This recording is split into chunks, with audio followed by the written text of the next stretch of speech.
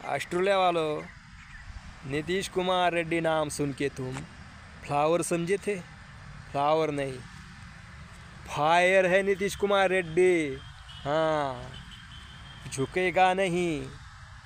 होय भावानो, नीतीश कुमार रेड्डी ना झुकला नाही तो आणि झुकणारे नाही, त्याने ऑस्ट्रेलियन टीमला झुकवलंय आज। हां, अरे शतक मारलंय भावानं आणि अशा परिस्थितीमध्ये शतक मारलंय भावानं, त्याच्या या संयमी खेळीला, जिगरबाज खेळीला एक लाईक बनतोच भावा।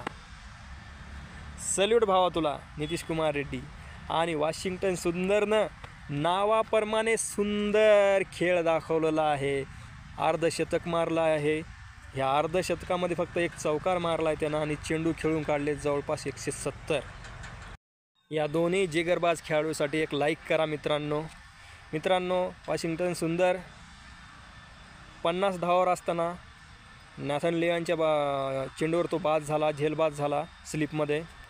आणि नीतीश कुमार रेड्डी त्यावेळेस शतकापासून फक्त 3च धावा दूर होता।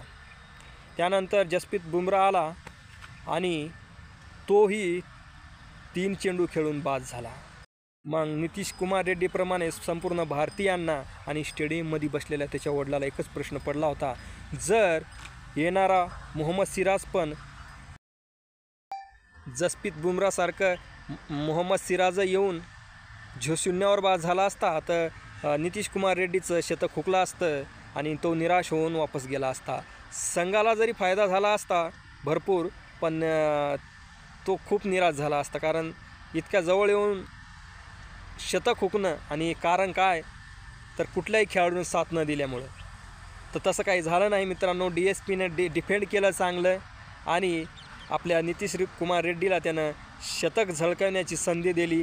ह्या DSPसाठी पण एक लाईक बनतो भावांनो। DSP अशा टायमाला आहे ना खूप काय म्हणतो जुनूननं खेळतो बरं का, आऊट होत नाही, त्यानं बऱ्याचदा असं करून दाखवलेलं आहे। तर मित्रांनो, ज्या क्रीजवर मोठे मोठे खेळाडू स्वस्तामध्ये बाद झाले तिथं एक युवा खेळाडू येतो आणि ऑस्ट्रेलियन टीमला पूर्ण लोळवतो, तो लोळवलंच त्यानं। हां, आणि शतक झळकवतो आणि आणखीनही तो नाबाद आहे। परत उद्या खेळ चालू होईल त्यावेळेस मोहम्मद सिराज आणि नीतीश कुमार रेड्डी हे दोघंजण फलंदाजी करायला येतील उद्या। म्हणजे बघण्यासारखं आहे की हे दोन खेळाडू किती वेळ क्रीजवर टिकतात आणि भारताला किती मोठी धावसंख्या आणखीन उभा करून देऊ शकतात। नीतीश कुमार रेड्डी उद्या आल्यानंतर आक्रमक खेळेल, कारण आता विकेट राहिलेले नाहीत मित्रांनो। ह्या युवा खेळाडूसाठी आणि ह्या जिगरबाज खेळाडूसाठी, या संयमी खेळाडूसाठी एक लाईक तर बनतो। असं वाटत आहे की हा भारताचा नवीन किंग कोहली बनू शकतो, कारण त्याच्यामध्ये ती प्रतिभा दिसत आहे मित्रांनो। माझा व्हिडिओ कसा वाटला तुम्हाला? आवडला असेल तर एक लाईक करा, चॅनलला सबस्क्राईब करा आणि असंच परत एकदा नव्या व्हिडिओमध्ये आपण भेटूया। तोपर्यंत थांबतो मी। जय महाराष्ट्र।